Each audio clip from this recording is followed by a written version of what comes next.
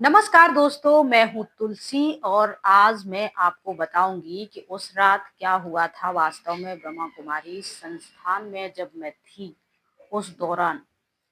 पिछली वीडियो में मैंने आपको बताया है कि मैं मध्य प्रदेश के सागर जिले से बिलोंग करती हूँ।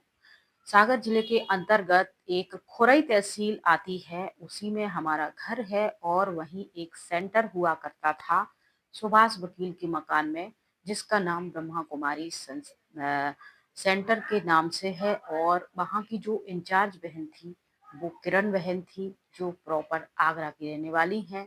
सेकंड नंबर की जो बहन थी वो सिस्टर शिव ब्रह्मा कुमारी शिवानी बहन थी, और जो कि सागर की रहने वाली थी, और मैं खुरई की ही रहने वाली थी। खुरई से ही मैं सेंटर पे जुड़ गई थी। 2-3 साल क्लास करने के बाद फिर मैं सेंटर पर रहने लगी थी। फिर धीरे धीरे यहाँ बातचीत होती है, झगड़ा होता है और हम सब अलग अलग हो जाते हैं।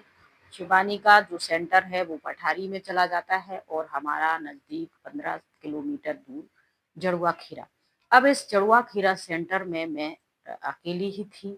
ये छोटा सा गांव है और यहाँ बहुत कम जनसंख्या है। चारों तरफ जंगल से ये घिरा हुआ है और यहाँ कच्चे मकान भी बने हैं। कुछ यहाँ लम्बड़दार सेठ लोग हैं, जमींदार हैं, उनके पक्के हैं, तो इतना किराया अफोर्ड नहीं कर सकते। और फिर ऐसे ज्ञान संस्थान के लिए वो लोग ऐसे सस्ते में देंगे भी नहीं।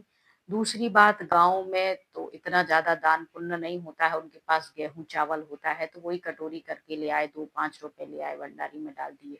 अब घर गृहस्थ में महंगाई के समय में कितनी जरूरतें होती हैं हम सबको पता है। तो उस रात क्या हुआ था, बारिश हो रही थी, कच्चा वो घर था और ऊपर से कपड़े आपने देखे होंगे, मिट्टी के कपड़े छाए हुए थे। पीछे खेत था, एक टाल टाइप की थी, काफी लकड़ियां वहां रखी हुई थी, कच्चे 3 कमरे थे लाइन से। और फिर उसके बाद एक वॉशरूम था जो बिल्कुल बाहर निकल के, अब जंगली क्षेत्र था तो यहाँ बंदर भी थे, सांप बिच्छू और जंगली जानवर भी छोटे छोटे होते थे। तो उस रात बारिश बहुत हो रही थी, बिजली तड़क रही थी, लाइट भी थी, आ रही थी जा रही थी, जल्दी से चली जाती है, बारिश बारिश होती है तो। अंधेरा चारों तरफ लग चुका था और मैं अकेली ही उसमें रह रही थी। आप लोगों को बता दें कि जो संस्थान है यहाँ के रूल हैं, वहाँ से हेड क्वार्टर से ये रूल होते हैं कि ब्रह्मा कुमारी संस्थान में हर सेंटर पे 2 से 3 बहनें और एक माता रहेगी, जो मेन सेंटर है।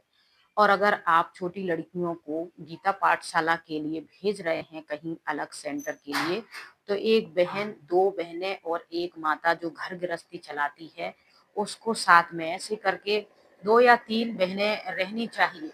लेकिन हमारी जो बहन जी थी उनको थोड़ा सा लालच था, उनको हम बर्दाश्त नहीं हो रहे थे कि हम यहाँ रहें और खाना यहाँ का खाएं। काम तो हम ही सारा करते, कोई भी आता क्लास चलाते, और जो भी घर के काम होते हैं, इधर उधर लोगों से मिलने जाना है, बाजार का काम हो, घर का काम हो, या कोई नए लोगों को ज्ञान सुनाना है, या किसी गांव में ज्ञान सुनाना, ये सारे कुछ तो हम ही संभालते थे। फिर भी उनको ये ऐसा लग रहा था कि ये बैठ के यहाँ खा रही हैं। या फिर दूसरा, उनके मन में ये भी लालच थी कि अगर ये अलग अलग सेंटर चलाएंगी तो वहां से भी पैसा आएगा तो हमें मिलेगा। और इतने सारे पैसों का यहाँ होता क्या है और इतनी लालच क्यों होती है, इस पर हम बात करेंगे बाद में।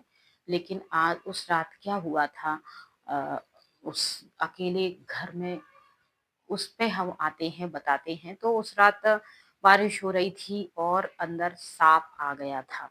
जी हाँ दोस्तों, सांप आ गया था। और जब मैंने मोबाइल के उजेले में देखा तो वो खपड़ेल का घर था, पहली आंधी तूफान थी। आगे एक थोड़ा सा पाटियां उसमें बिछी हुई थी, घर कच्ची दीवारें भी थी, तो उसमें से सीढ़न की वजह से मिट्टी भी रस रही थी। नीचे थोड़ा सा सीमेंट था 1-2 कमरे में। फिर जब आंधी तूफान आता है तो पूरे घर में पानी भर जाता है, सोने की भी कहीं जगह नहीं थी। और ऐसे पानी भर गया था पूरे कमरे में, सांप आ गया था उसमें। अब हम कहाँ जाएं टॉयलेट करने के लिए बाहर, तो वहां बंदर बैठे रहते थे, बड़े बड़े आक्रमण कर देते थे अगर आप बाहर निकल रहे हो तो। तो ऐसे जब वो सांप आ गया और एक जो बिजुआ टाइप के जो होते हैं, कुछ एक कटीला सा जानवर आ गया था वहां। जब हमने देखा और कुछ बंदर भी घर में घुस आए थे। हम कुछ कपड़े उठाने के लिए गए थे, दरवाज़ा खुला रह गया या दूसरे दरवाजे से आए थे। कैसे भी तो वो बंदर घुस आए थे और एक जानवर आ गया था, एक साँप आ गया था और हम उस स्थिति में पहले तो इन सबको देखकर हम अंदर से थोड़े से काँप जाते हैं, डर जाते हैं, लेकिन फिर हम थोड़ी हिम्मत करते हैं, ईश्वर को याद करते हैं और फिर कुछ नहीं अपनी सावधान वाली मुद्रा में डरे हुए से खड़े रहते हैं और जो दूसरे या पहले और दूसरे नंबर के कमरे में पानी भी भर गया था। जहाँ खाना बनाना होता है, एक ऐसी ही मिट्टी की कच्ची दीवार थी, उस पर एक पट्टी रखी हुई थी, पट्टी पर गैस या सिगड़ी या आपके पास जो भी है वो चूल्हा रख के वहाँ खाना बनाना होता था। तो उस पट्टी पर बंदर बैठा था, जो भी आलू-वालू रखे थे उसने सब खा लिए थे। तो इस तरीके से वहाँ हम थे और फिर धीरे से वो दिन निकल गया। उसके बाद तो फिर कोई ना कोई जानवर, कोई सांप, कोई गोहिरा, कोई बिच्छू, कोई बंदर ऐसे घुसते रहते थे रोज के रोज। और जब रात में नींद लगी और अचानक से लाइट चली गई तो ऐसा महसूस होता था जैसे यहाँ कुछ आसपास डरावनी चीजें हैं। अब ये मेरा मन का वहम है या फिर वास्तविक में वो चीजें थी, तो यहीं से फिर मेरा डर खत्म होता है और मैं उस समय बहुत डर गई थी और कहीं से कोई मदद नहीं मिलती थी। फ़ोन लगाओ दीदी से कुछ बात करने के लिए तो वो बात नहीं करती थी, किसी प्रकार का सपोर्ट नहीं करती थी। अब किराया भी देना है तो किराया तो दे दो, महीना भर इधर-उधर 5-5 किलोमीटर पैदल जाना पड़ता था और लोगों से मिलना पड़ता था और 1-1 2-2 रुपए इकट्ठे करने होते हैं और फिर वो पैसे इकट्ठे करते लोगों से मिलते हैं, ले आते हैं। ये सब कुछ करने के बाद जैसे-तैसे 800 1000 रुपए निकलते थे और फिर वो किराया दे देते थे। अब इस किराया देने के बाद फिर गुरुवार के गुरुवार प्रसाद भी देना है सबको। उसके बाद फिर आपको अपने लिए चाय-पानी की और खाना-पीना की व्यवस्था भी बनानी है, तो ये सारी चीज़ें की परेशानी दिक्कत होती थी। फिर घर से कोई भाई चला जाता था, कभी कुछ सामान लेके थैली में, कभी कोई भाई चला जाता था और हम जो कि लोकल के थे तो आस-पास के गाँव वाले कुछ जानते थे तो कभी सब्जियाँ, कभी दूध ऐसे दे जाते थे। लेकिन ऐसा नहीं था कि वो डेली दे जाते थे, 8-15 दिन में कभी दे जाते थे तो उस दिन ऐसा खाना बन जाता था। कभी जली रोटी, कभी कच्ची रोटी, कभी सब्जी है, कभी नहीं है, ऐसा चल रहा था। एस चलो ये तो लाइफ चलती है, बहुत सारे लोग हैं, ऐसा संघर्ष करते रहते हैं जीवन में और हम भी कर रहे थे, हमें यहाँ तक कोई दिक्कत नहीं हुई थी। दिक्कत शुरू होती है इंसान के जीवन में जब आप जैसे-तैसे आपने अलग कर दिया है, लेकिन आपने जिस लालच से अलग करा था, आपको लग रहा था कि आप को वहाँ से पैसे मिलेंगे, तो अभी मुझे साल भर भी नहीं हुआ था, 6 महीने यहाँ हुए थे रहते और फिर इनका फ़ोन नहीं जाता था। हम इनसे बात करते, दीदी से बात करने की कोशिश करते, फिर हम इनसे मिलने आते, इनसे पूछते तो कहते तुम वहाँ रह रही हो, अकेले मज़े मार रही हो, तुम्हारे यहाँ तो पता नहीं कौन-कौन आता होगा मिलने के लिए। ऐसी बातें वो करती थी। वो क्यों करती थी? क्योंकि हम डरे और घबराएँ और पैसा वहाँ से इकट्ठा। गाँव के लोग हैं, नया-नया सब जम रहा है, इतना पैसा हम कहाँ से लाएँ? जैसे-तैसे खुद का तो हो रहा, तुम्हारी मदद नहीं मिल रही है। तो बात पैसों पे अटक जाती थी कि तुम कितना कमाती हो? क्या है? कुछ हिसाब-किताब नहीं देती हो और मुझे बताती नहीं हो। तो उनको सब बताते थे कि खाना-पीना, मसाले, मिर्च हर चीज़ लगती है, तो हमें तो ये सब कुछ ऐश-आराम है नहीं, हम तो संघर्ष कर रहे हैं। आप तो यही चाहती थी कि संघर्ष करो, तो अभी संघर्ष कर रहे हैं। अभी 2-3 साल जम जाने दो, 100-200 लोगों को जुट जाने दो, मंथली जो खर्चा है वो सब निकल आने दो, उसके बाद जो बचेगा तो हम आपको देंगे। तो इनको इतना चैन नहीं था, इनने बातचीत करना बंद कर दिया। ऊपर से इन्होंने ये गलत इल्ज़ाम लगाने शुरू कर दिए कि तुम वहाँ अकेली रहती हो, जाने कौन-कौन आता होगा। फिर यहीं एक कांड हो जाता है, कोई जो लड़की है यहीं की कुछ इल्ज़ामात लगा देती है या फिर उसके साथ ये घटना घट जाती है कि वहीं की कुछ भाई-बहनों ने उसके साथ कुछ ज़ोर-ज़बरदस्ती की। तो उसने केस कर दिया कि मेरे साथ यहाँ भाइयों ने ऐसा किया है, तो वो केस चलने लगता है। तो जब हेडक्वार्टर से ये आदेश आते हैं कि हर सेंटर पे 2 या 3 बहनें रहनी चाहिए, माताएँ रहनी। तो थोड़ा-सा केस आ गया, तो इनके मन में ना डर आ गया था कि अगर हमने तो अपनी लड़कियों को छोड़ के रखा है और इन्होंने ऐसा कह दिया कि दीदी तो ना बात करती है, ना पूछती है, और अगर उनसे बात करने जाओ आगे से तो पैसे माँगती हैं, हिसाब-किताब माँगती हैं, जो अभी देने के लिए है नहीं। वो पैसे नहीं दे पाओ इनको तो फिर ये उल्टे-सीधे इल्ज़ाम लगाती हैं। तो इस तरीके से एक अकेलापन-सा लगने लगा था। फिर जब इनका कनेक्शन नहीं रहेगा तो वहाँ हम ऐसे पड़े हैं, तो इसका क्या मतलब निकल रहा है, मेरी समझ में ये नहीं आ रहा है। हमारे सेंटर को कोई लाइसेंस नहीं मिला हुआ था, तो हम ऐसे कोई सेंटर अकेले नहीं बना सकते थे। इनका तो यही था कि हमारे सेंटर से कनेक्शन है, गीता पाठशाला का टाइटल हमने दिया है, तो जो कमाई हो रही है, मेन मोटिव कमाई है। कमाई आप कैसे भी करके ले आइए, गलत तरीके से ले आइए, अच्छे तरीके से, बस मंथली इनको देते रहिए, तो ये खुश रहेंगी। लेकिन हम गलत तरीके से नहीं, जब हमारा मेहनत करने के बाद, लोगों से मिलने के बाद, ज्ञान सुनाने और उसमें जो दान दक्षिणा मिलता था, उस दान दक्षिणा में जब हमारा पूरा नहीं हो पा रहा था, हम खुद की दवाई नहीं कर पा रहे थे, खुद का खाना-पीना नहीं कर पा रहे थे, तो ऐसी स्थिति में हमने सिलाई सेंटर, हमने घर से ही अपने माता-पिता से सिलाई मशीन मँगा ली थी और फिर सिलाई हम कुछ गाँव की लड़कियों को सिखाने लगे थे। तो हम शाम को सुबह अपना जो भी था, कोई आ जाता था तो सुबह उनको क्लास कराते थे, शाम को 4 बजे हमें दूसरी जगह क्लास के लिए जाना पड़ता था। तो दोपहर में 2 बजे हम सिलाई सिखा दिया करते थे, तो उसमें हमें 500 1000 जो भी मिल जाता था, तो उससे हमारा चलता रहता था।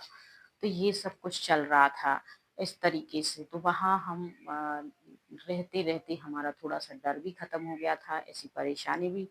फिर हमारे मन में ऐसा आ रहा था कि हम यहाँ अकेले पड़े हुए हैं, फैमिली से भी अकेले पड़े हैं, और जिस दीदी के भरोसे हम सेंटर में आए थे, वो दीदी भी बातचीत नहीं करती है।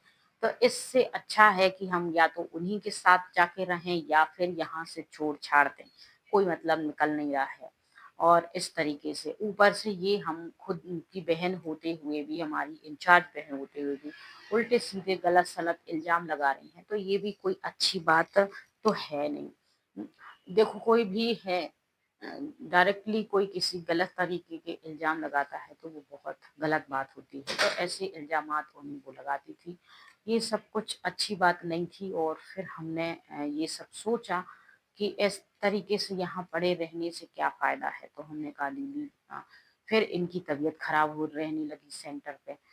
तो जो उनकी बड़ी बहन है, जो बीना सेंटर इंचार्ज हैं, उनका फ़ोन आया कि देखो वो बहन अकेली रहती, बीमार है, इतनी उम्र हो गई है, उसको शुगर है, ब्लड प्रेशर है, ये है, वो है, तो तुम्हारा तो अच्छा अभी चल नहीं रहा है, जो शिवानी है उसका तो अच्छा चल रहा, अच्छी जिज्ञासु, सब कुछ ठीक-ठाक चल रहा, तो तुम एक काम करो, अपना सेंटर वहाँ से बंद कर दो पूरी तरीके से, हफ्ते-हफ्ते जाया करो या वहाँ किसी माता को मुरली सुनाने का इंचार्ज बना दो और वापस से तुम सेंटर पे आ जाओ।